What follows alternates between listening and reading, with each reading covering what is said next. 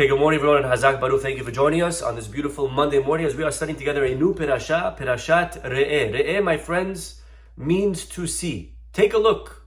Says Moshe Rabbeinu, Re'eh, take a look. Anochi noten lifnechem hayom, as I give before you, beracha uklala, blessing and curse. Moshe Rabbeinu says, take a look, pay attention. I'm giving you two options. I'm giving you the option of blessing, and I'm giving you the option of curse. Eta beracha, you want blessing? Asher tishmeu el mitzvot Adonai Elohechem. The blessing will come when you follow the mitzvot of Hashem that I'm giving you today. Vehakelala, and the curse, im lo tishmeu el mitzvot Adonai Elohechem. If God forbid you don't observe the commandments of God, vesartem min haderech, and we sway from the path that I'm giving you today, and you follow other gods. So over here, Moshe Rabbeinu is very clear. Moshe Rabbeinu is telling the Jewish people, very simple. Two paths in life, you pick. You want the bracha, you want the klala. The bracha will come if you follow the mitzvot. The klala will come if you don't follow the mitzvot. My friends, there's, I think, a very obvious question over here. You know, when you're talking to somebody and you want them to listen to what you're saying, appropriate wording would be tishmeu, or listen to me. Moshe Rabbeinu begins not with the word listen, but look. You don't really tell someone, hey, look at what I'm saying to you. Right? You don't talk like that. You say, listen to what I'm saying to you. So why does the Perashah begin with re'eh? Look at the options. It should have been listen to the options. Right? Is that a fair question? Right? Anyone disagree with the question? I think it's a very interesting question. It's a very powerful question. And again, the Perashah is named after this word. Again, re'eh means to look. But you don't look at someone speaking. You listen to someone who's speaking. So that's question number one. Another question is that Moshe Rabbeinu over here uses the word anochi instead of the more simple ani. Ani is a lower level. Ani, I. Anochi, I guess you could say, is a very significant word. Matter of fact, God begins to take commands with the anochi. Anochi is very powerful, very important. Why does Moshe say, re'eh, take a look, anochi, I, the superior I? He should have been maybe a little bit more humble, no? Shouldn't Moshe have began with the word ani? Ani noten lifnechem hayom beracha uklala. And question number 3 that the Or HaHayim HaKadosh asks is Moshe Rabbeinu begins with a singular, re'eh, take a look, singular, talking to one person, but he ends off the sentence, anochi noten lifnechem, I am placing before you, plural. Moshe Rabbeinu should have began either plural and plural or singular, singular. Stay consistent. But why is he beginning with singular and he's ending off with the plural? These are 3 questions of the Or HaHayim HaKadosh. Now the truth is, there are a few more questions that we can ask over here. As an example, the Be'er Yosef, Rav Yosef Tzvi Salant, my friends, he asks the following. He says, again, the same question, why re'eh? Why does it begin with the word look? It should have begun with the word listen. Why, again, he asks, why begin with singular and continue with plural? He asks another question. Why does he say hayom? Re'eh anochi noten lifnechem hayom. The bracha and klala that Moshe is talking about are not going to be given until they get to Har Gerizim and Har Eval. This happened many, many years later with Joshua. It didn't happen that day. Moshe Rabbeinu is saying, good, look, I'm placing before you today 2 options. It didn't happen that day. The curses and the blessings, where did this ever, by the way, manifest? When did Moshe Rabbeinu say the bracha will be, etc., the klala will be, etc.? It doesn't happen here. Moshe Rabbeinu says, V'haya ki b'yachad, and it will be that when God brings you to the land of Israel, you'll get to a mountain called Har Gerizim and to a mountain on Har Eval. And then we know what happened. 6 Shvatim, 6 tribes went on one mountain. 6 tribes went on the other mountain, the Kohanim and the Leviim in the middle. They turned to one mountain and they said all of the blessings, and the Jews responded yes. And they turned to the other mountain, they said all the curses, and then if you don't obey, if you disobey, and the Jews said yes. So it didn't happen Hayom. It's not going to happen for another many years. So question number 3 was why, ask the Be'er Yosef, why does he say Hayom? So I would like to share with you first the approach of the Ora Hayim HaKadosh. Ora Hayim, something magnificent. Moshe Rabbeinu here, my friends, is coming to urge the Jewish people that they should observe the Torah and the mitzvot, correct? That's what he's trying to do. He's trying to say to them, listen guys, don't focus too much on this world. Don't focus on Olam Hazeh. This world is temporary. It's not the goal, it's not the Ikar.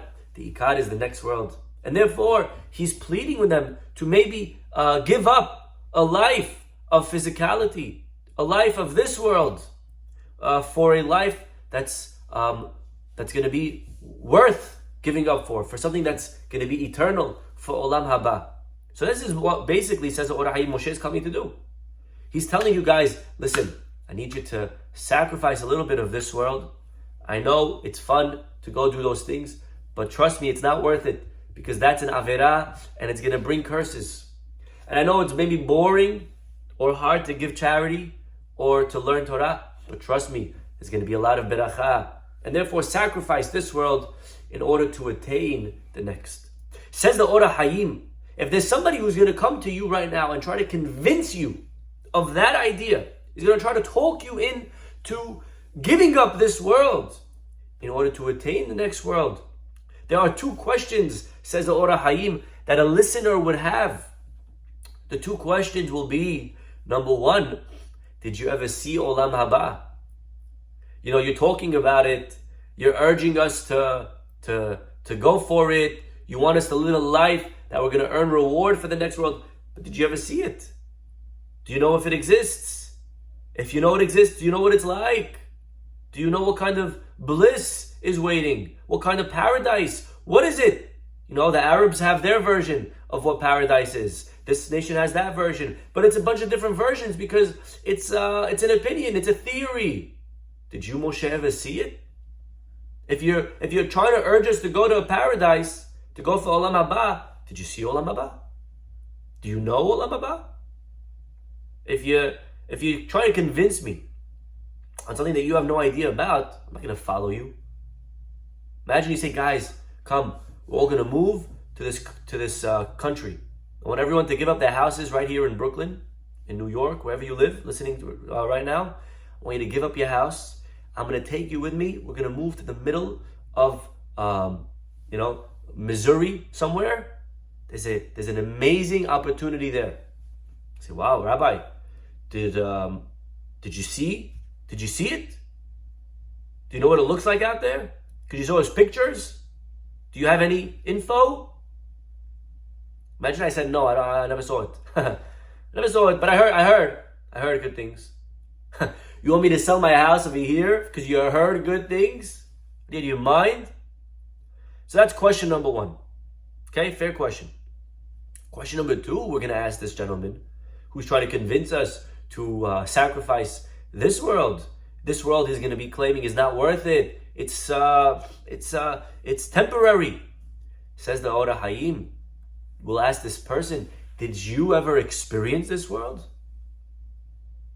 You're telling me to sacrifice this world because it's not worth it. Do you have Olam Hazeh? Do you know what it's like to live? Have you ever been on a yacht in the Côte d'Azur region? Have you ever gone on a crazy destination party for 3 weeks?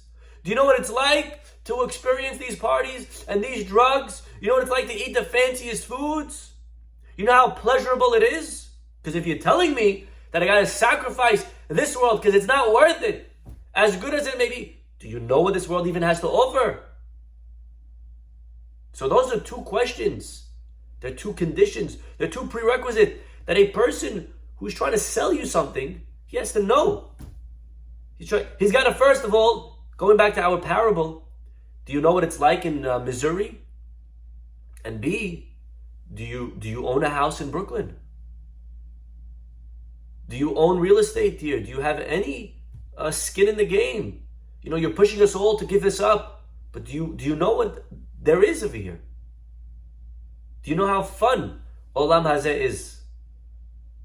A rabbi comes and he preaches, college is no good, and girls no good. You say, Rabbi, did you ever have fun with girls? Did you ever go out and do things? Did you ever try drugs? Don't talk to me about drugs. You don't know what it is. Rabbi, try it once. Then you'll see maybe, you know what I mean? Maybe you'll like it a little bit. So this is what the Orah Hayim HaKadosh says. And therefore Moshe Rabbeinu comes along to answer these questions. And he says, my friends, yes and yes.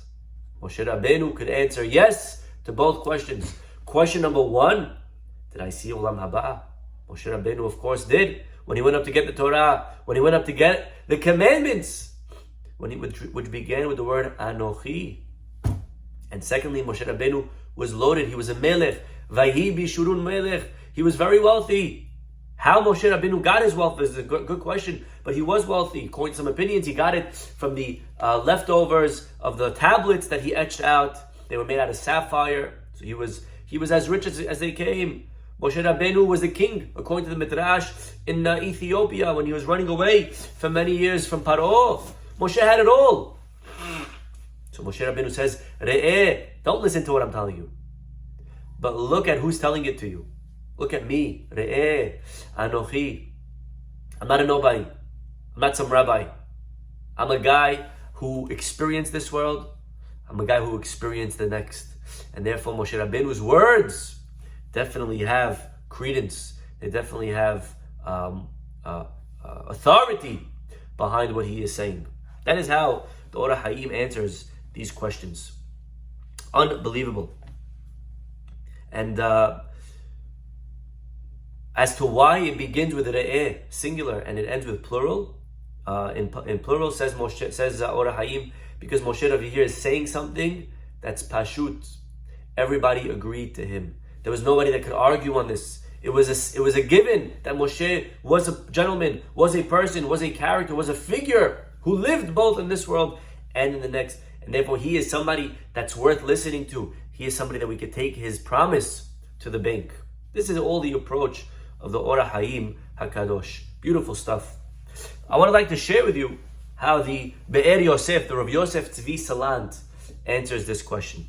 Let's take a look, my friends, at the beautiful words of the Be'er Yosef. He says that actually, it comes down to the famous Gemara in Masechet Kiddushin. The Gemara tells us on page 40, the following statement: Le'olam yir'eh adam atzmo. A person should always see himself. Ke'ilu hetzio hayav vehetzio zakai. As if he is literally hanging in the limbo 50-50. You wake up today, Rabbi, how should I view myself? As a tzaddik or a rasha? It's a good question. How do you view yourself right now, everyone? How do you think of yourself, good or bad? Well, Gemara tells us the answer. Gemara says, I don't know what you are, but the mentality that you should have is that you're 50-50. Is that you're exactly in the middle. And a person should take that mentality and say, whoa, if I'm exactly in the middle, I can't sin right now. Sinning right now is going to put me in the red. It's going to make me a rasha. I got to make sure I start doing mitzvot. I start doing good things. Acham Ovadia, he has a beautiful, the way he used to always love saying this story, especially in this time of the year, right before the high holidays in Elul, the time of Teshuvah. He says, a man came to the rabbi. He said, Rabbi, am I good or bad? So the rabbi looks at him. He says, you're 50-50. He says, I'm 50-50. Wow. He says, yeah, go do a mizvah, and then you'll be in the black. You'll be good. He says, okay, great. He runs, he does a mitzvah, he comes back, he says, Rabbi, how about now? The rabbi looks at him, he says, now you're 50-50. So what do you mean I'm 50-50? You just told me I'm 50-50. I want to do a mitzvah. The rabbi says, listen, I'll tell you the truth. When you came the first time, you were actually 49-51. You had you were a little bit on the red side, you were a little bit more averot. I don't want to make you feel bad. Tell you you're rasha. So I told you you're 50-50. But now that you did a mitzvah, now you're 50-50. Oh wow, Rabbi, thank you so much. He runs, he does another mitzvah, he comes back. And he says, Rabbi, how about now? Rabbi says, looks at him, now you're 50-50. He said, what do you mean now? I just did 2 mitzvot. He said, I know, the truth is, you were... And anyways, Acham Odia says, this is what our rabbis are telling us. Le'olam. What does that mean, le'olam? Forever and ever and ever. A person should always say, right now, I got to exactly in the middle. This way, a person will always push themselves to do another mitzvah, to go learn a little bit more, to do another act of chesed, to do another act of prayer. And this act is going to push and tip the scale to turn me from a wicked person to a tzaddik. And therefore, a person's always pushing themselves to do more and more mitzvot.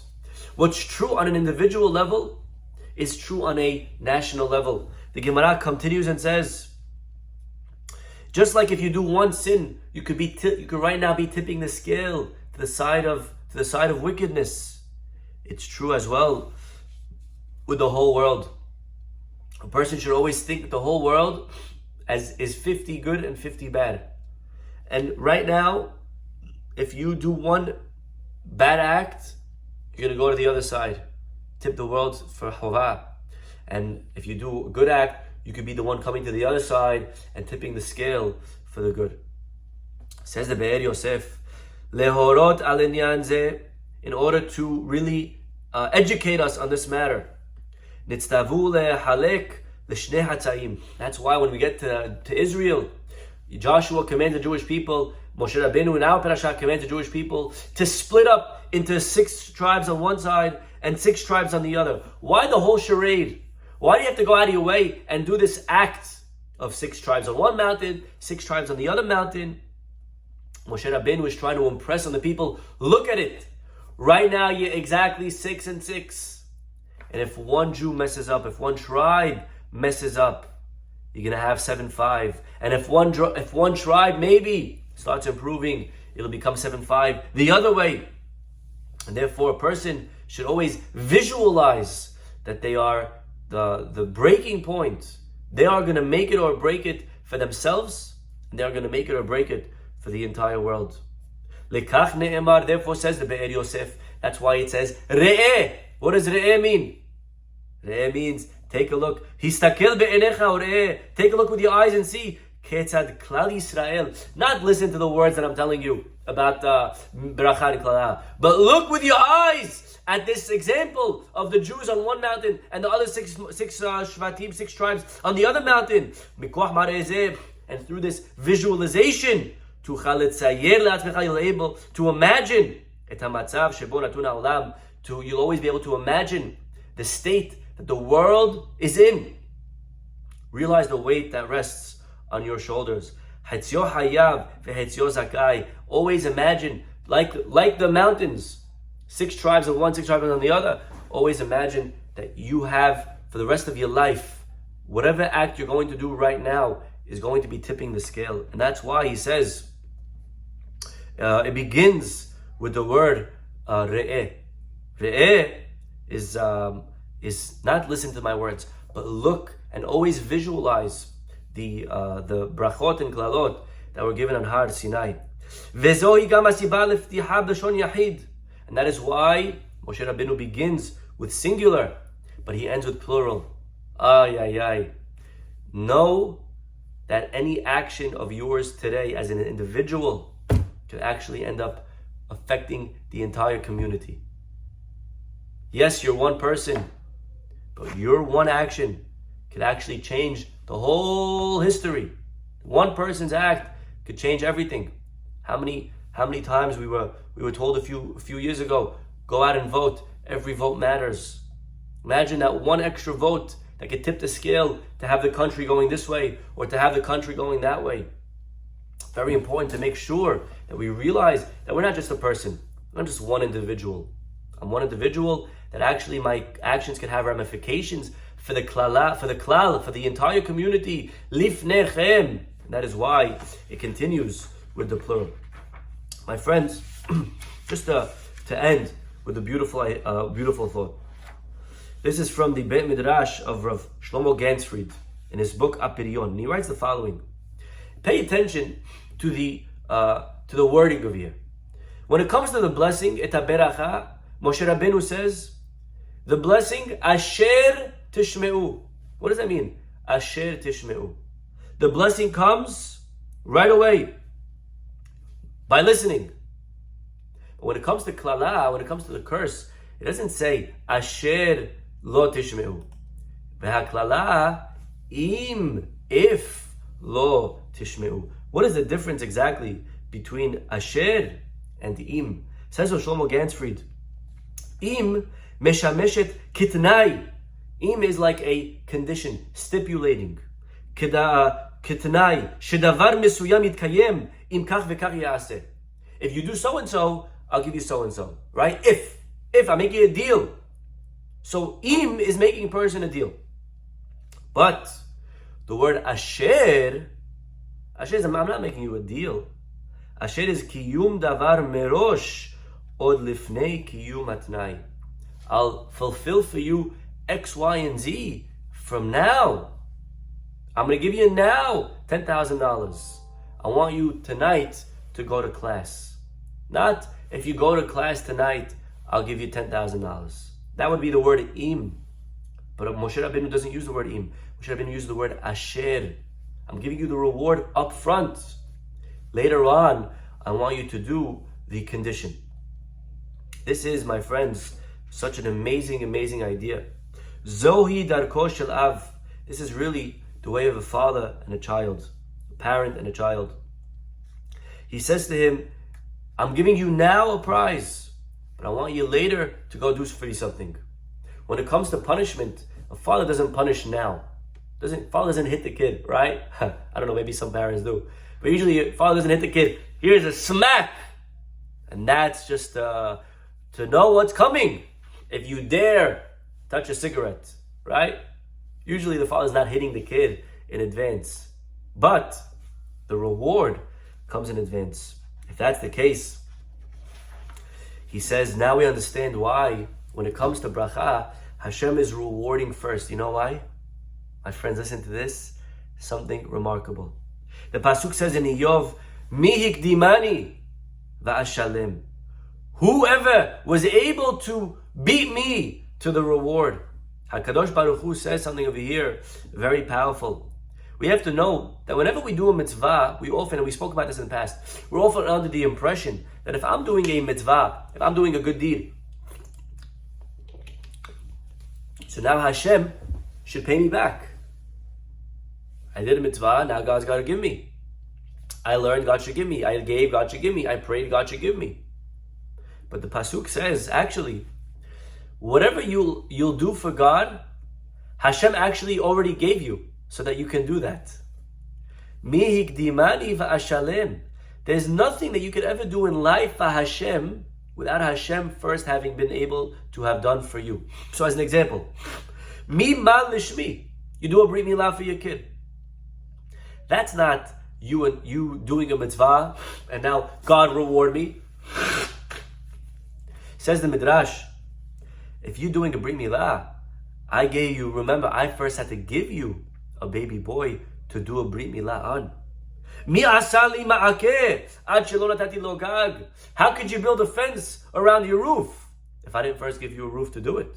Mi asali mezuzah. You're going to put up a mezuzah. But don't forget, I first gave you the house so that you should put up the mezuzah. Mi asali lulav.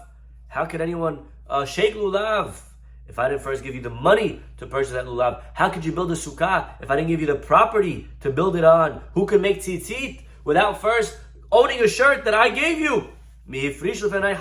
How could you take off challah from your dough if I didn't first give you that very dough? How could you bring a korban if I didn't first give you the animals?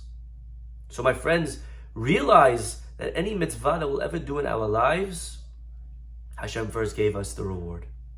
He first blessed us so that we can then do that mitzvah. And that is why it says, what does it say? Et haberacha asher tishmeu. The bracha comes way before you listen. First, God gave you the house, and then you do the mezuzah. First, He's giving us the kids, and then we're doing brit milah. He's giving us the money, and then we're going out to buy lulav and etrog. That is a very powerful idea. And then it dawned upon me that actually, and I don't do this a lot, but I think maybe partially, if I could be mechadesh a little bit and share with you maybe my own thought on an idea that this actually answers another very powerful question. You know, before entering Eretz Israel, the tribes of Reuven and Gad, remember those two tribes, Reuven and Gad? They came and said, listen, we want land on the eastern side of the Jordan River. We're happy here. We have a lot of flock. Over here, there's a lot of pasture. So what did Moshe say? Moshe said, no problem. If you go into war, then I'll give you the land. And our rabbis learned from here the rules of conditions, of stipulating. When you make a stipulation, this is legally. In Beit Din, if you make a Tanai with someone, when you negotiate with someone, we learn the rules of conditions of Tanaim from the way Moshe negotiated with Reuven and Gad. So as an example, one of the rules when you make a condition with somebody, believe it or not, is it has to be Tanai Kodem Lema'aseh.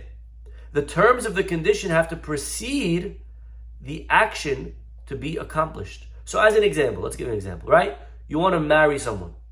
So you say, I'll marry you if you give me X, right?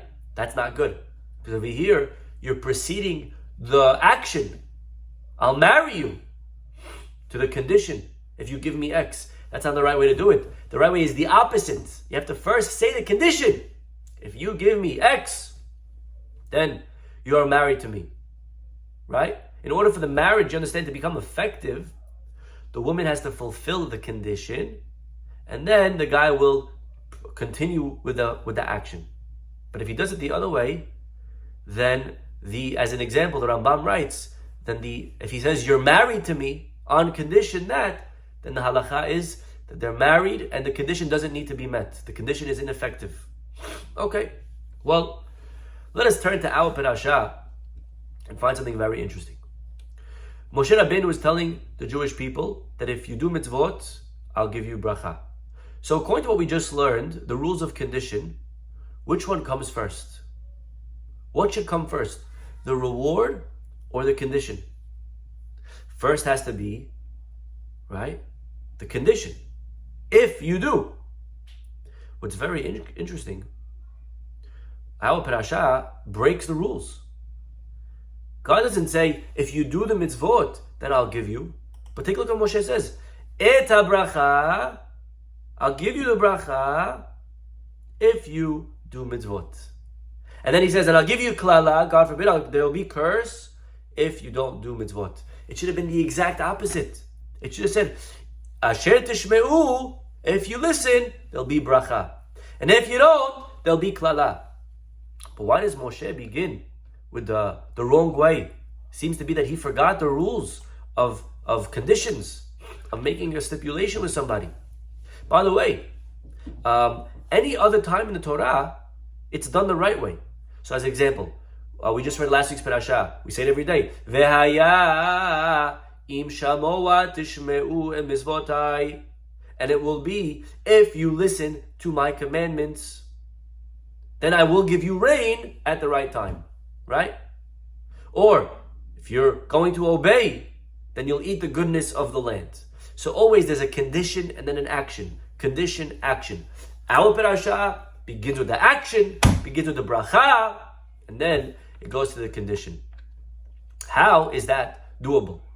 So there is one answer to this question, from Mishnat Rabbi Eliezer. He says that an exception to the rule of Tanai Kodem Lema'aseh, that you usually need the condition before the action, is the following. Let's say a guy says to a girl, you're married to me me'achshav. You're married to me from now. With this coin, I'm going to give you now. You're married to me if you'll give me X amount of money. So he's saying from now, then actually it does work. Meaning usually the condition needs to be before the action. But if the action is going to be effective immediately, I'll marry you from now, then it's allowed to have the condition, the action before the condition. And therefore, based on this, I think we have an answer to our question. We asked, why is Moshe Rabbeinu giving the bracha, the action, before the condition? But according to this, according to what we learned just a few minutes ago, based on the wording of Asher and Im, that Moshe Rabbeinu was actually saying, I'm not going to reward you later after you do the mitzvot. I'm going to reward you from now. Now you'll get rewarded if you do mitzvot later on. So because it's me'achshav, so over here the action precedes the condition. And that is why Moshe Rabbeinu is not over here violating the laws of Tanaim, the laws of conditions. And again, it all goes back to the fact that any mitzvah that we ever do in our lives, HaKadosh Baruch Hu is first giving us something, and then we're going ahead and doing a mitzvah. We have to realize, when I say Berchot HaShachar, when I say Netilat Yadayim, when I pray, I'm not saying, God, here, I did for you, now what are you going to do for me? The exact opposite. Hashem woke us up. The least I could do today is begin my day with a prayer. Prayer of thanks. Hashem, thank you for waking me up. Now I'm even for waking me up. The least I could do, God gave me bread, is wash my hands and make sure that my eating is done with sanctity. The least I could do for any mitzvah is really realize that Hashem first preceded. First the bracha was given, now me'achshav, asher tishmeu. And only later will my mitzvah now even the score. But when it comes to averot, Hashem is so kind. Hashem says, I'm not going to punish you right away. I'm going to wait for you to first do the sin. And only then, if you do the sin, then there will be punishment. I don't know if you remember, there was this film called Minority Report. Came out many years ago. I remember seeing it as a kid. And basically, they had this weird way of seeing the future. And they would see someone who's going to kill. And then they would go to that person and they would incarcerate them. They would put them in jail for an act that they didn't do yet. Of course, that is not the way it works in Judaism. That is not our system. Our system, HaKadosh Baruch Hu rewards before you do it. But when it comes to sin, He waits for us, and only then does He punish. This is the Rahamim. This is the mercy of God. We should always be zocheh to have Hashem's bracha coming our way. Let's just quickly recap what we learned. We studied first the beautiful words of the Ora Hayim. The Ora Hayim says that Moshe Rabbeinu knows Olam Haba, he knows Olam Hazeh. He's someone who is authorized to make this statement of sacrifice this world in order to achieve the next. We saw the beautiful words of the Be'er Yosef, that a person should always visualize and see the world as 50-50, see themselves as 50-50, realizing that if they do one good act, maybe this will create a ripple effect where not only I start doing good, then my friends start doing good, and then the whole community slowly starts doing good, and then the whole world starts doing good. There's a beautiful story told about Rabbi Yisrael Salanter, the father of the Musar movement. When he was younger, he said, I really want to change the world. I want to change the world.